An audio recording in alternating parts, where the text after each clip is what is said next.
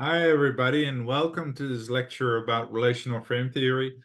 I'm Gijs Jansen, and for people who don't know me, I'm not really known in the international community yet, but I've been doing ACT since 1999, I think, so more than 25 years now, about 25 years. And so I was there before the hexagon and before ACT really emerged.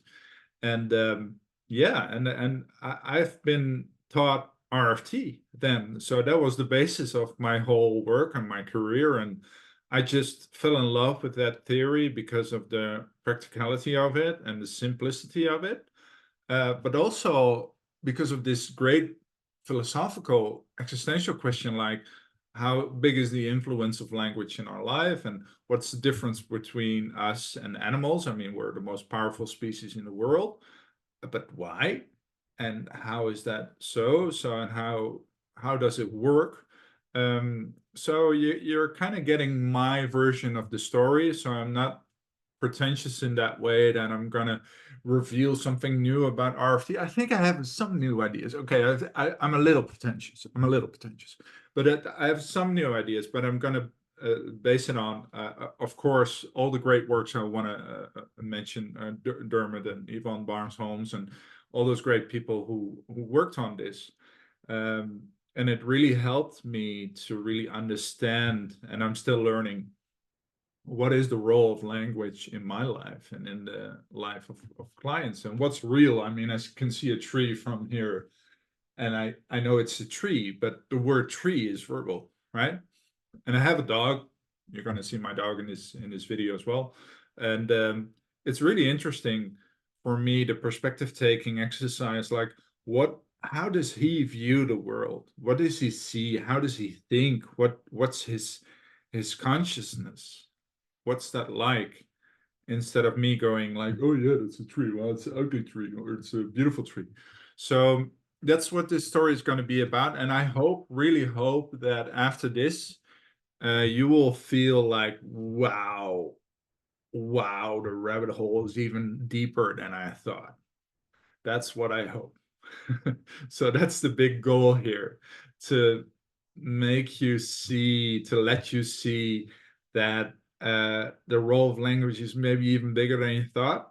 And you're going to have some doubts maybe about the language you use in your life, and maybe with your clients as well, and how we can do better, because I've got some suggestions for that. So it's a little pretentious in that way, and I hope you really like this lecture and all the other lectures as well from this great online event. Furthermore, about me, I've been working with Steve for a very long time, and especially the last 3-4 years with Cyclex. So I'm yeah, a really thankful part of that, and we're really trying to create something cool and beautiful there. And it all starts with this great theory. So maybe we should just start with the basics here, and probably you know some about RFT, and maybe this is like a rerun for you, but I'm gonna tell it to you in my own words. So maybe that helps as well to like, yeah, view it from a very simple practitioner's kind of view, because that's who I am. So what is RFT, the theory behind ACT? I mean, what's my version of that? And I think the most beautiful metaphor about RFT is, I think, the film The Matrix, where Neo gets to choose between the red pill and the blue pill, and the red pill gets him into the real reality, and the blue pill keeps him in the verbal illusion of what he thought was reality. And that kind of that's kind of what RFT did to me, because you learn to analyze language and see language as language, and then see, wow, so this isn't actually real. This is me being manipulated by words and by Instagram ads, and what still happens, by the way. I buy all kinds of shit, which I never should buy because of all the verbal advertising. Um, but there's so much going on with language, and it goes much deeper than we think. Because even if we think, oh yeah, we have language, we use language to describe that. Oh yeah, we have language is language, right? So there's gonna be some weird stuff in here, I think, and I hope you're gonna like it because it really opens up an idea about what's really being mindful. Because I see a lot of people being mindful while they're saying they're being mindful, which is kind of not really the point, right? Because then you're still in your head like, oh, I'm really mindful, and it's difficult, and it's hard to imagine, like, for example, how my dog would feel like, and how people with no language would feel like. How would they describe it? Probably not. So then they don't have the language. So what's the experience then? That's a deep question, right? And it's really interesting that we as a species are the most powerful on Earth. If you see that I can just do this and have pain in my thumb, right? Because so we're not that strong. We're not strong as elephants. So what is that? Is that genes, thumbs, walking on 2 feet? What makes us the most powerful species on the planet? And RFT evidently says it's language. The fact that we can use words. And I know you can say animals can react to words and they can recognize words, but they don't have independent language in their head. They cannot create an idea like, oh, let's go do a webinar today with this great weather. In my opinion, language is all the ways we use words, and that's pretty important to say because it's more than what comes out of your mouth. And that's where the whole theme of this lecture goes. Like, it's the rabbit hole is deeper than you think, because even tree is a word, even glass is a word. I pick up a glass, that's a sentence. That sounds like a really direct, mindful experience, but it's already greased by words. And they're pretty neutral, right? It's not like I'm getting a depression from the word glass, but it is a word. So the way we use words and how deep that goes is like so really important. So really try to ask yourself, like, are there any words I maybe use that I take for granted, like a real thing? So is there something like I can just see now, which I use words for, and just see that those are words as well? Like, even the things you can touch and feel. Would being here, sitting on a chair is a word. So all the ways we use words, all also in your head, the automatic thoughts you have when you see TV. Oh, I see a TV, bike, everything.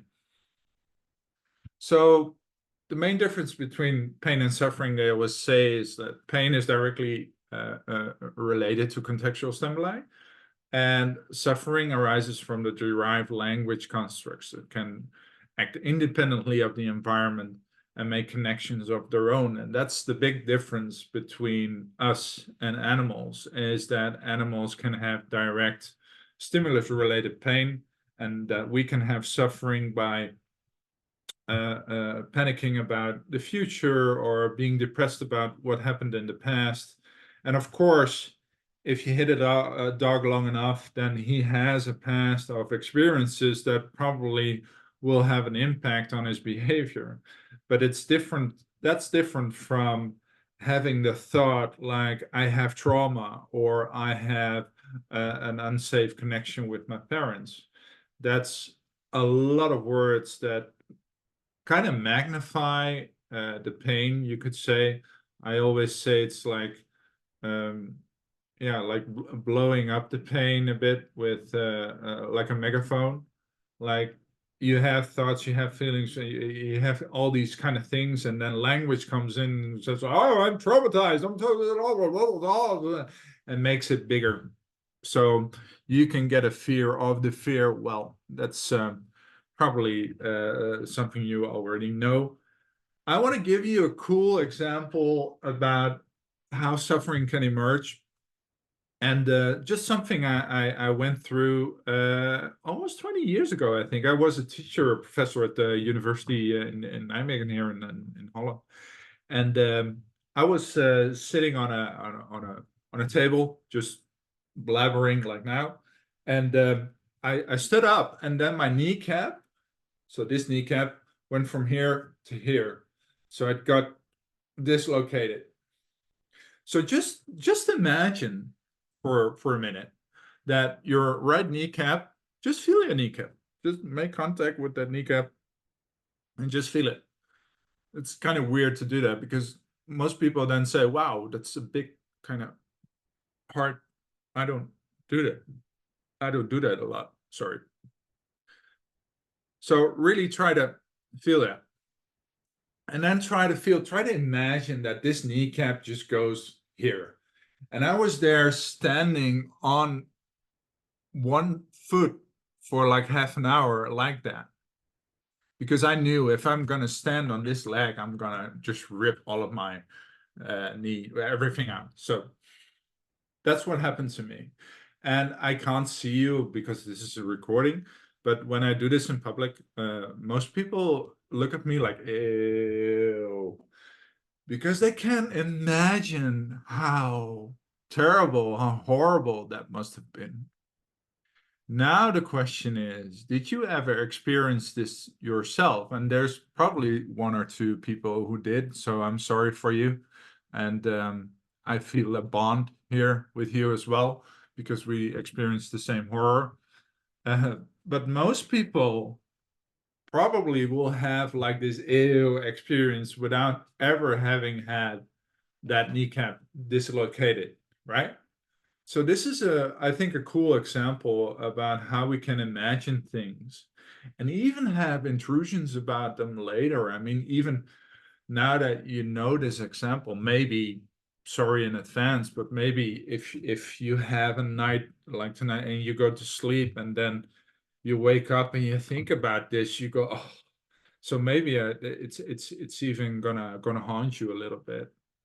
And if it does, I'm sorry. But try to laugh about it a little bit and see, okay, this is like this form of suffering where something arbitrary, because you didn't ask for this, I just told you. Something arbitrary just goes into your head and then creates a lot of suffering, while in reality, nothing happened. So I think that's a good example. So this is the basic ABC. This is why I love RFT, by the way. This is why I'm totally obsessed with this theory, because it's so elegant and simple in the basis. It's a difficult theory to explain, but once you get to know it, it's like a very simple model that can guide you in the basis of your work, pain and suffering, what to do. Are you going to acceptance of the pain, or are you going to diffusion or self, like the relation with suffering? So that's, for me, it's like a guideline. It's like yeah, like a roadmap for me. And you all know this one, right? So you have this ABC, and the idea is that animals learn from direct learning. So what if I say, okay, A is bigger than B? Then you can learn that. So you can give a dog a cookie after he does something, right? That's a direct learning. But then he doesn't know that the behavior is linked to the cookie. I'm saying that wrong. The behavior is linked to the cookie, but not the cookie is not related to the behavior. If we make it simple, it's like, okay, let's say A is bigger than B, then we can relate that B must be smaller than A, right? And animals can't do this. Animals can just do things by direct learning. So we show them there's a relationship between A and B. That's it. But we can derive from that there must be a relationship between B and A then. So if A is bigger than B, then B must be smaller than A. And I want to address that this is actually a good thing, because this is how we learn. This is how we get the most powerful species on Earth. I think we're also the most depressed species on Earth, by the way, but it helps us create medicine and everything. This whole model just explains that, especially this relationship, because between A and C. Because if we do this with B and C as well, like B is bigger than C, then you can derive that C is smaller than B, right? But now this is the great part. And this explains why I had an uncomfortable feeling in a bus and then became afraid of panic attacks in the train. This is my example of this relationship, because I had a difficult experience in the bus. And then I related the bus to the train, and then I related the train to the panic attacks. So this is what happens when stimuli are being connected together, when there's no direct connection. So A is bigger than B, B is bigger than C, so C has to be smaller than A has to be bigger than C. Again, this is a good thing, because in most rational things, these things lead to discoveries, like medicine, because this is logical, right? But it's also pathological if you see that this model explains why we can get fears for things we never experienced before, because we derive relationships like that. So for me, this was a big thing, because I finally understood why I had all this anxiety, and my rational mind was going like, okay, but nothing ever happened. Yeah, duh. But my mind creates that relationship. So instead of trying to erase that and trying to give new thoughts, which make even the fight bigger, yeah, it's better to really see that your mind does a thing where in normal cases, rational cases, it's really good and helpful. But in psychological processes, you could argue that it's, yeah, not really helpful to derive so much relationships, because you get so much fear for nothing. So Dermot Barnes-Holmes made this, and I could make one of my own, but I just wanted to honor him because he's one of the founding fathers of ACT. So thank you so much, Dermot, for all your work and everything you've done. And he made this. I couldn't find the source, but I asked Steve, and he said Dermot made this. So Dermot, this was awesome, because this shows the power of language. And this is even a closed network where you can see if you get 4 direct relationships. So Homer is older than Lisa. Second relationship, Lisa is older than Maggie. Third relationship, Homer is younger than Abe. Fourth relationship, Abe is younger than Monty Burns. Okay, they're coming back, so you don't have to remember them. So what if I train you with those 4 relationships? How many can you derive, you think? If I give you this sheet of paper with this and let you go at it, you can do this.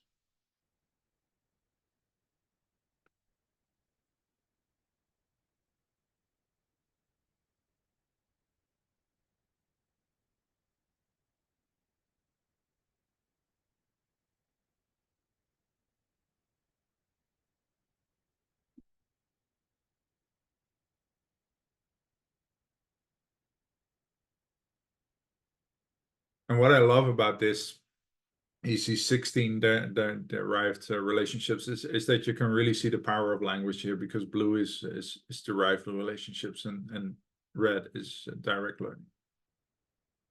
So this is was also for me a really important insight.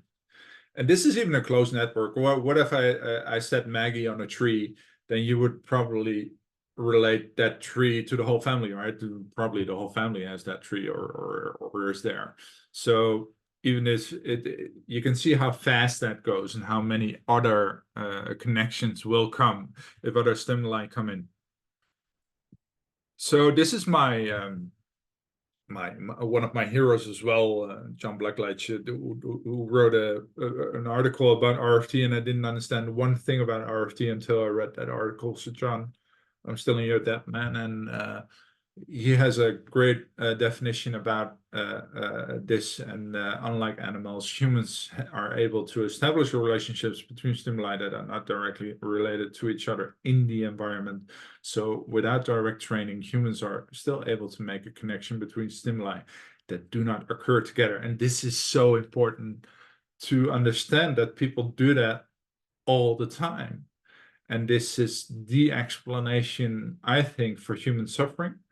And the pain is still there. I have to acknowledge that as well, because sometimes it goes to the other side, like, okay, so it's all suffering. It's like, no, the pain is there, but what if we don't have any language to strive with that pain?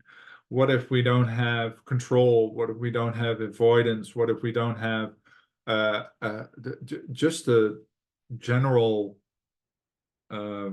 realization that I have pain makes it suffering already? That's also an example of going deeper in the rabbit hole. It's about consciousness as well. Consciousness is really verbal. So in other words, a child can learn a fire and pain belong together without even having to burn himself on fire. This is important because children learn a lot from verbal rules, and which is good, because I mean, otherwise you had to like give fire to every child, right? So it's a good thing.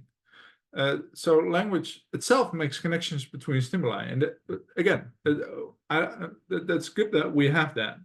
But you can also have like assumptions, like I'm fat or I'm ugly or things like that, and it's kind of the explanation why we are the most powerful and the most unhappy animal species on the planet. Um, I heard that cows are the most happy species on the planet, by the way, which I can totally relate. Yeah, and after I also I read an article about the amount of stress hormones and everything, like, and we are like really here, and then the cow was there, and then the Chihuahua was in second place, like that dog, and I really laughed about that, because I could totally imagine. I don't know if it was a joke, but I can totally see a Chihuahua like being the most stressful animal on the planet after us. But it was like, okay, we are here and all the other species are there. So that was a really interesting article about stress hormones. I can look it up for you. So this is yeah, the explanation why we have cancer medicine, why we are the boss of the earth, and we can do a lot. But we also have depression, obesity, loneliness, panic, etc., etc. So it's good and bad. Again, I want to address that pain is still there, but most problems I think I see is when I see how much pain people can endure if they have uh, flexible coping skills, then I'm really, yeah, I'm really, yeah, I'm really going to this assumption, like most people are. Most problems arise from derived relationships because they're not realistic. The pain of life is often greatly exaggerated by language, but pain is still important to acknowledge, of course. And this is an important part, because even if you already know it's suffering, most people who come into therapy don't know the difference between pain and suffering. So for them, just a perspective exercise here, for them, suffering is a form of pain, and really try to make them experience, allow them to experience what that difference is. Like when is something you feel directly related to what you experience, and when is your head telling you that you're not good enough. That is really important. But in the beginning, I would always say try to acknowledge the pain, even if it's greased by suffering, because people don't know at that point the difference between pain and suffering. And I think a lot of therapists, including myself, sometimes make the mistake that they think that clients know what they know. But you really have to open Pandora's box together with every client you see. So start over, try to really go into psychoeducation as well, and try to really find out together what the difference is between the reality of the client and the mind of the client, because every client has to take that matrix pill themselves before they can actually see the difference between pain and suffering. So, language is the cause of human suffering, and pain is part of life, is what we say a lot in ACT. And it's important, and all because of all the automatically derived relationship interventions within the mind are by definition unreliable. This is why I think reprogramming doesn't work, because the mind has a mind of its own. So in other words, the mind cannot be controlled with alternative rational thoughts. Not to say that cognitive therapy techniques don't work. We know that reappraisal works, but that's more like a perspective taking exercise. If you really want to, like, okay, I want to take out this thought and bring in this thought, that's not going to work. But you can be flexible in saying, okay, what would the 15-year-old you say to yourself? I do that a lot because a lot have happened with me in 5 years. So I do this perspective exercise. I like, okay, 5 years ago, what would I have said? Sorry, English. What would I have said 5 years ago in this situation? And it gives you a different perspective. Like you're talking to a friend, right? And a friend gives you a lot of different perspectives. Like, oh no, I totally don't agree with that because in my perspective, I view it like this. So you can have different kind of thoughts, but it's important to see that you cannot rely on the mind as a central kind of decision-making thing, because it's really arbitrary, influenced by so many contextual factors. So this is a lot of words, and so sorry about that. You have a lot of examples, of course, within ACT about this. The positive thinking is difficult. With the chess metaphor, I always see the chess metaphor as if I try to be white, if I play chess with someone, then I can do a move and win once, but I can't do the same move twice, because then black is going to be like, oh yeah, I know this one already. And I don't know if you recognize this, but if you try to win with white, it's going to be a mess, because black is learning as well. So that's why I love the chess metaphor, because of that aspect, is that don't try to be white, just try to be the board and just let them fight it out, but move the board. So make a values-based decision, and sometimes your thoughts will be aligned with that, and that's cool. And sometimes they won't, and that's cool as well. That's nice. Also, I wanted to introduce you to this little fella. This is Blue Gorilla, as you can see, with a yellow arm. So involuntarily, you now have a blue gorilla with a yellow arm in your head. Sorry about that. So this is arbitrary. You don't need this. You don't need this in your head. You don't need this in your head. Okay? You can get it out of your head. Just take it out of your head. Don't get the fluffy ears in your head. Okay? So just put it out. Okay? Difficult, right? Because now you have a blue gorilla with it. Yeah. Why the yellow thing, by the way? Okay, this is why, because I made this up as an exercise. Okay, think of the IKEA now. IKEA is over everywhere in the world, right? Do you know the logo of the IKEA? The blue and yellow logo? Yep. You have it? Yeah? Involuntarily? Yeah, just because I said it? Okay. So now you have a connection, and this is how quickly it goes with derived relationships, because probably Could it be that the next time that you go to the IKEA, that you would think about me and the gorilla? Could be, right? That's how easy it goes.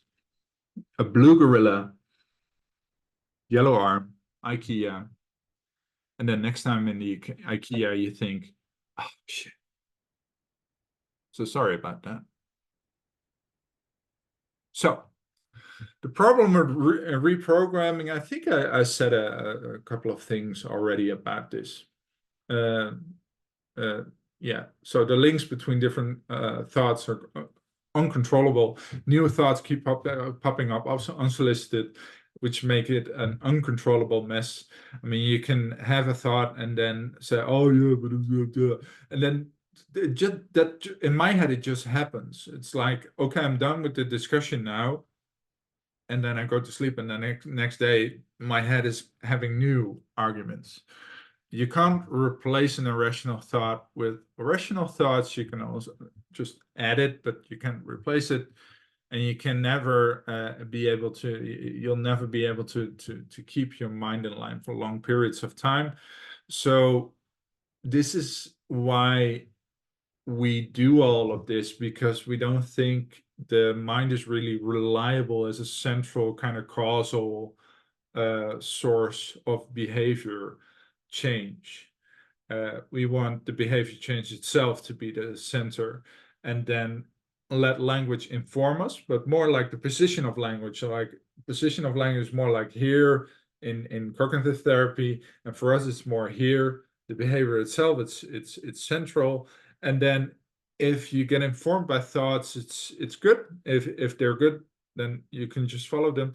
And if they're not good, it's not, you don't rely on your thoughts to have the behavior. You can do what you want, uh, even if you have thoughts that say, don't do it. And even that could be related to values, because sometimes thoughts can really talk to you about fear and not doing things. And in your fears, you will find your value. That's what X says, right? And I had these automatic thoughts about not writing a novel, because my mind said, okay, you're a writer of self-help books and learning books for ACT people. And just out of the blue, my mind was talking to me about giving me all kinds of shit about, oh, you can't write a novel because you're not a real writer and blah blah blah blah. And that actually, because if it's central, I would have done like nothing with that, because it was here. Now sometimes I have this relationship with my mind where if my mind says I can't do something, I'm like informed by that, by okay, let's try it out then. And that's one of the things I would really encourage you to do. If your mind says, talks to you about something you should fear or not do, because here it is, ladies and gentlemen, this is my novel.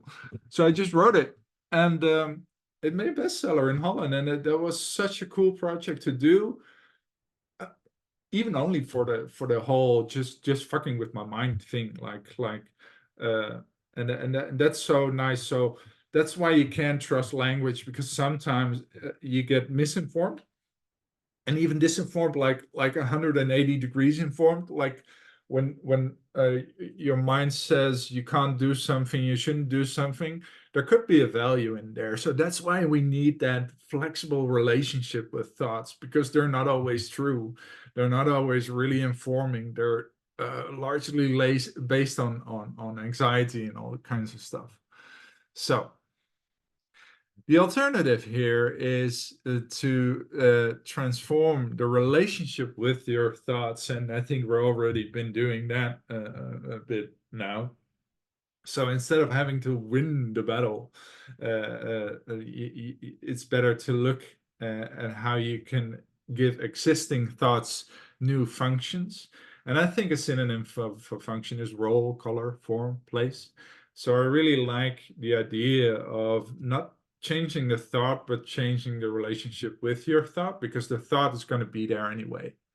But how are you relating to that? Is that, and the most, I think the most important relationship is that we take it too seriously, right? And if we take it less seriously, it becomes more like here. So that's the whole part. And even the color, the form can change.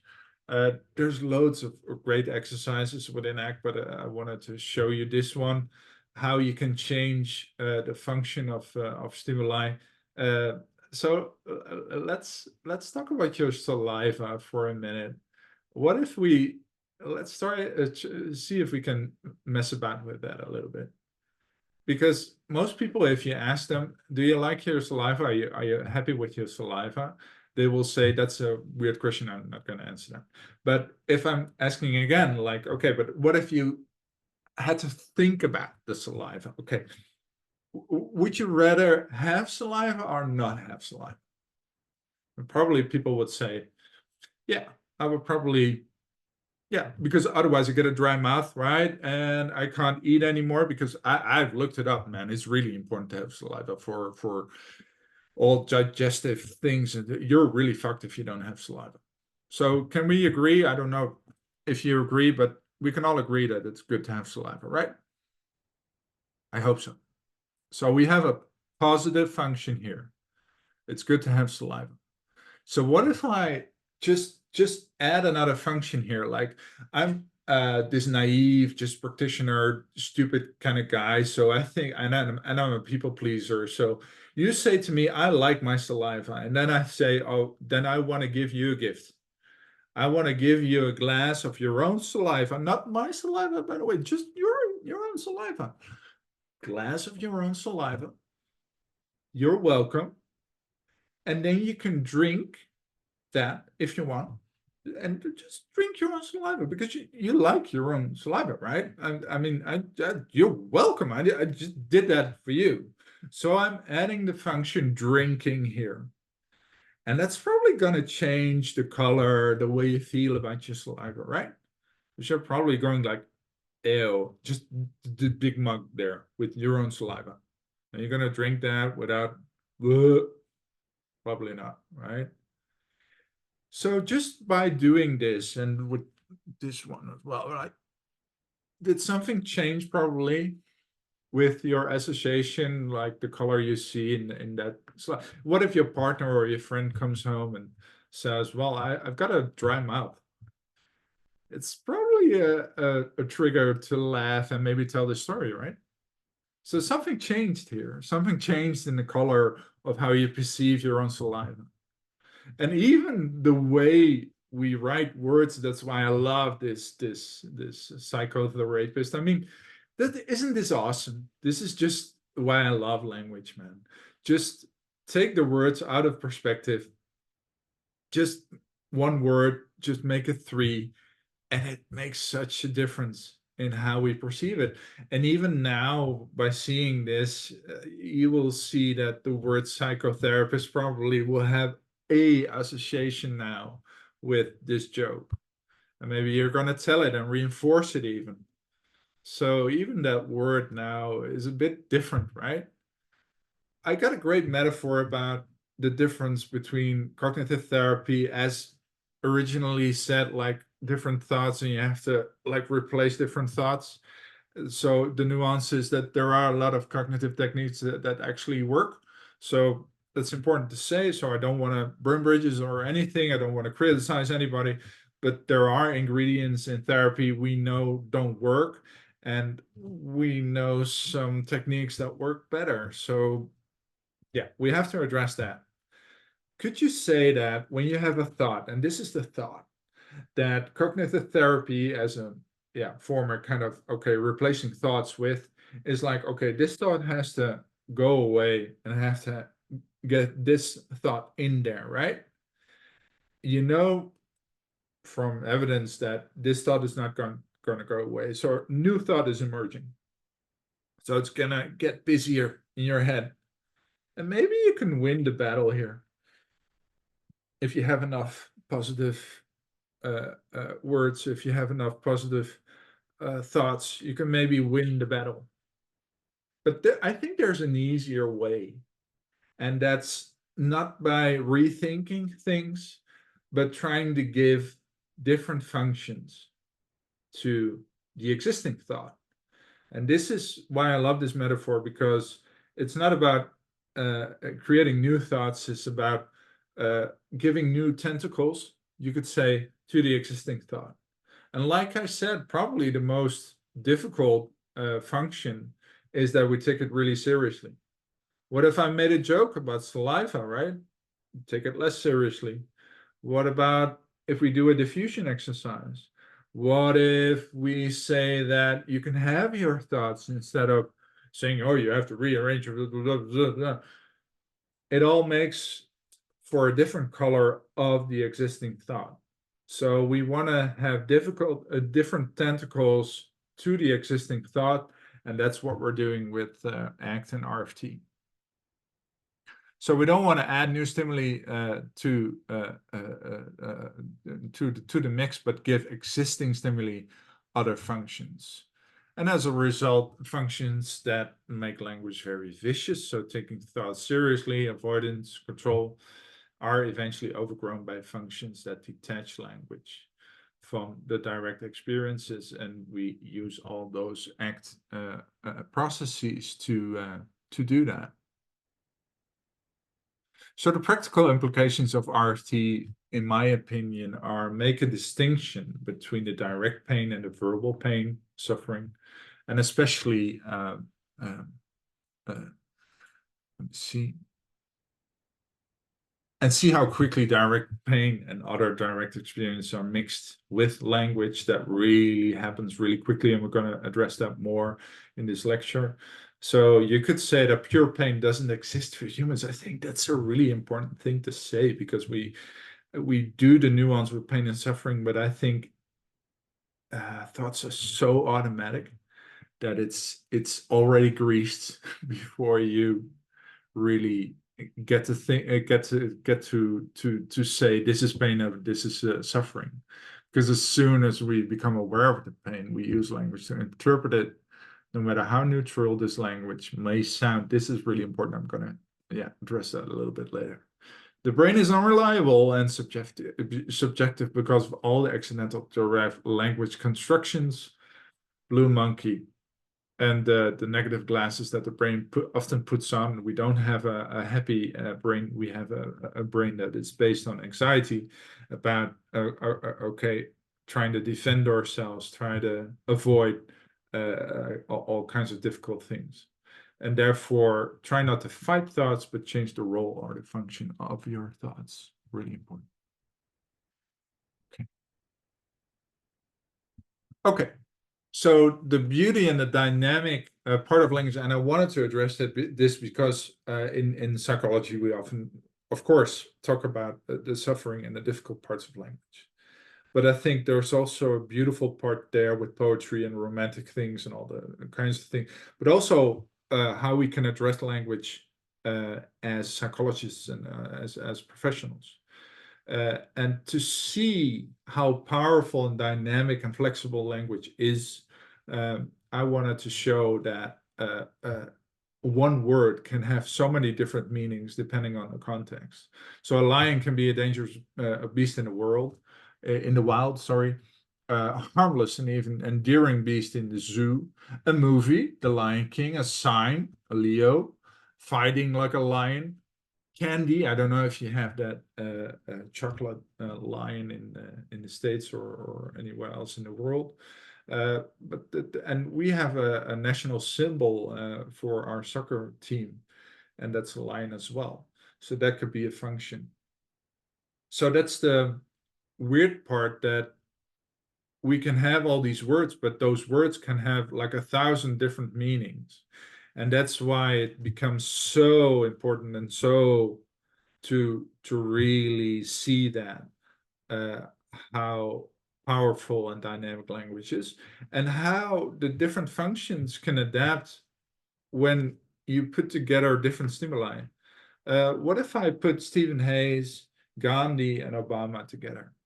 Who's the biggest one, you think? They're all pretty small.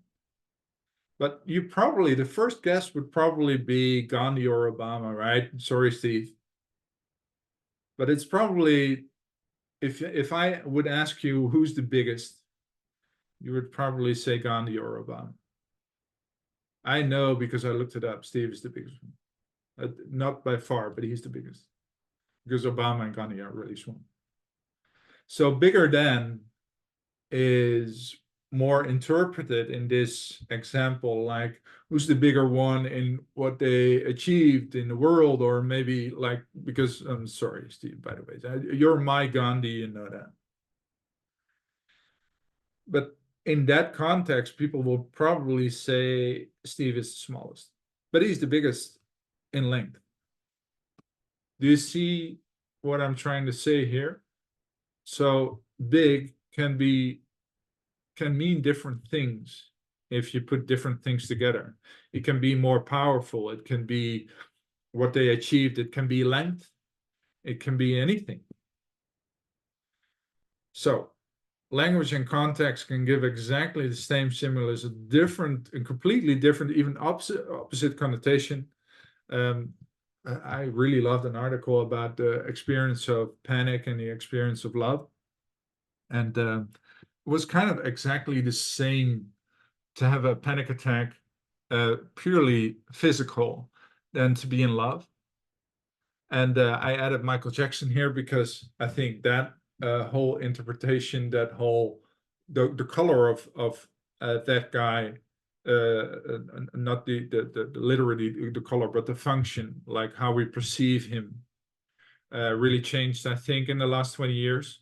Corona was a beer, right? You remember when Corona was just a fucking beer?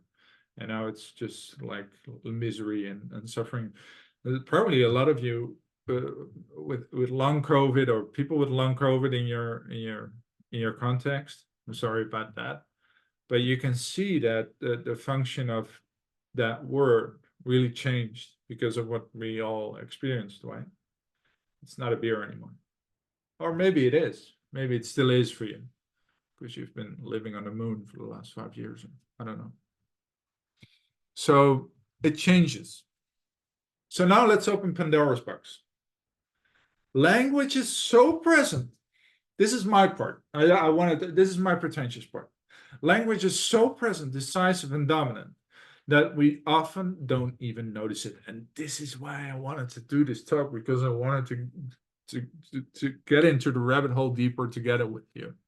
And just look at the basic things we use. And just notice that they are words as well. And let's start with the basic assumption of good and bad. Isn't that like mind-blowing that that's a word as well? And for me, that's just like a normal assumption. That's reality for me, right? Something is good, something is bad. I love something, I hate something, I'm angry about something, or I'm happy, I'm sad, I'm hot, I'm cold, I'm fat, I'm thin, I'm rich, I'm poor, I'm smart, I'm stupid, I'm all of these things together, I think. Ugly, big, small, old, young, all kinds of really basic things we describe ourselves in the world with. Even me, I, they, human, man, woman. I'm just saying here that even those words and the feelings we have because we're fused with those words are verbal. That's a verbal world. So my dog doesn't have good or bad. A lion doesn't have good or bad. He doesn't have this verbal consciousness where he thinks, ah man, I let that antelope like suffer for 20 minutes. I'm a bad lion, man. I should not have done that. Next time I'm going to try to go in for the kill like as fast as I can. I'm going to say sorry to him as well. Which is a good thing that we have it, right? Because it's really important to address that. Like, it's good that we are conscious human beings. We're trying to make the good choices, but oh man, it's also tiring, right? To have all of these thoughts and all of these basic emotions, which are verbal, even the most basic emotions, even the most basic ways we see the world, we think about the world, are verbal. And that's what I wanted to say in this talk. And now look at the words we very often use very easily in therapy. And I just wanted to address this because, and I'm not going to be woke. I'm not going to be forming new rules like you can't say this or you can't say that.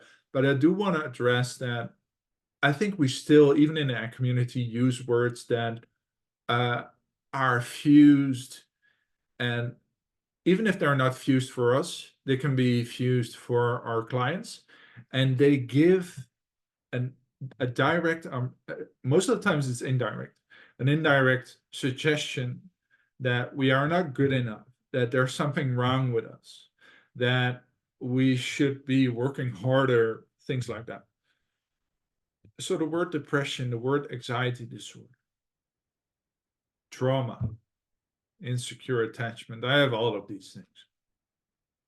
And when I heard in my studies that I had a panic disorder, that really made me feel like there was something wrong with me, that I was broken.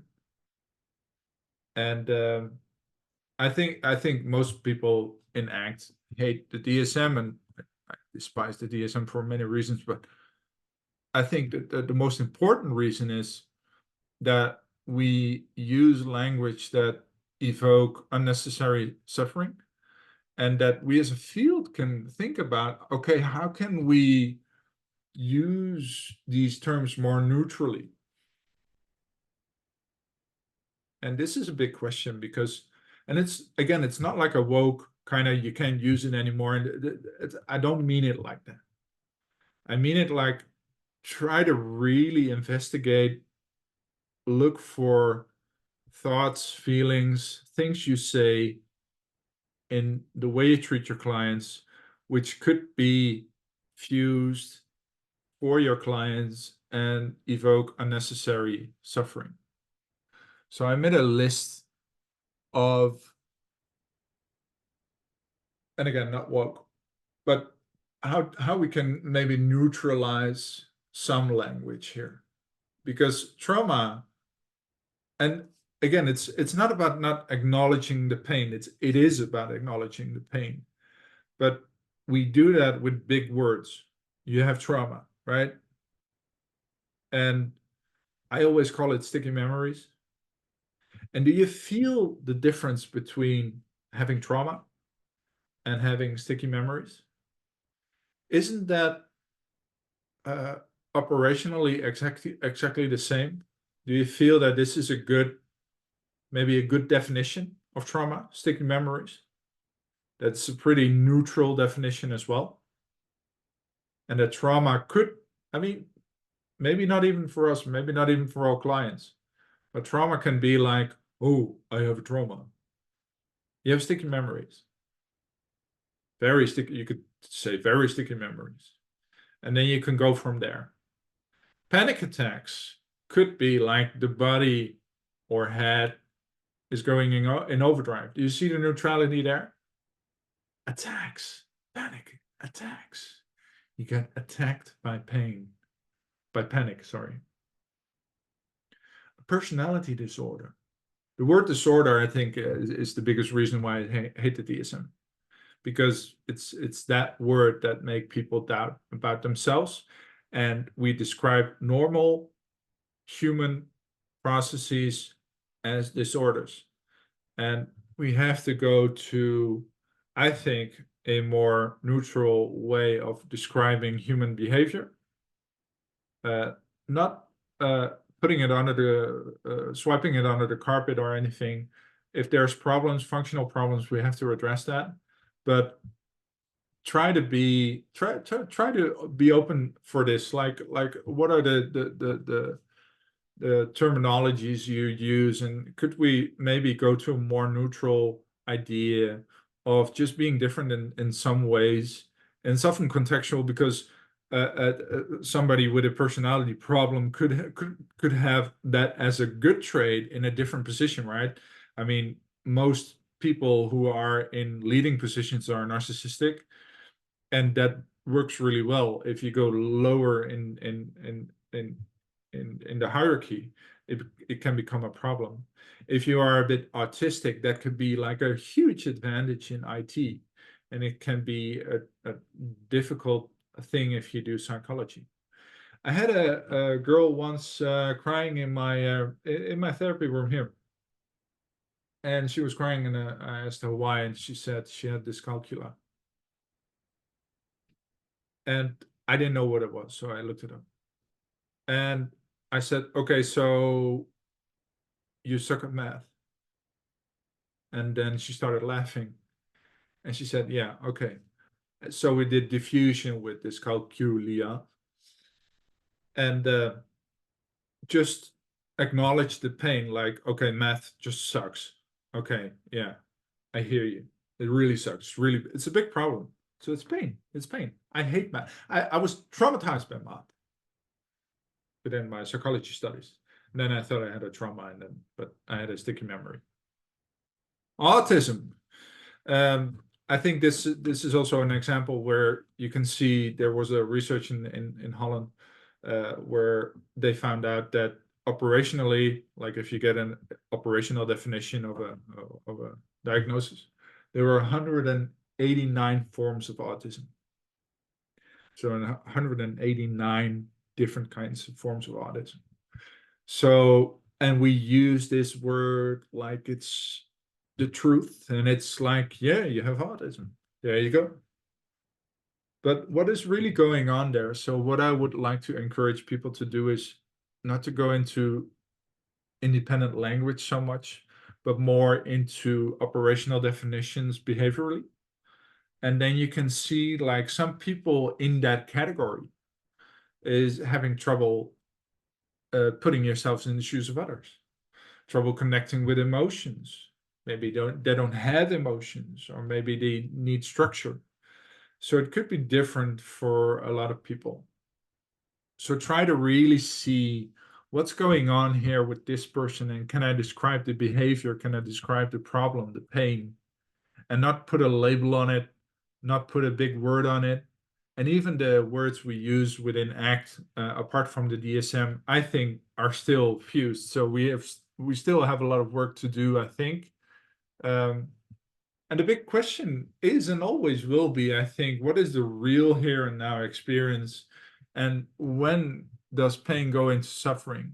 And I hope this story has made it clear that there can be more suffering in your life, more language in your life than you think, and that we can maybe be even more critical about that, because thinking about thinking is also thinking, and I put a smiley there so you can see the word smiley is also there and connected.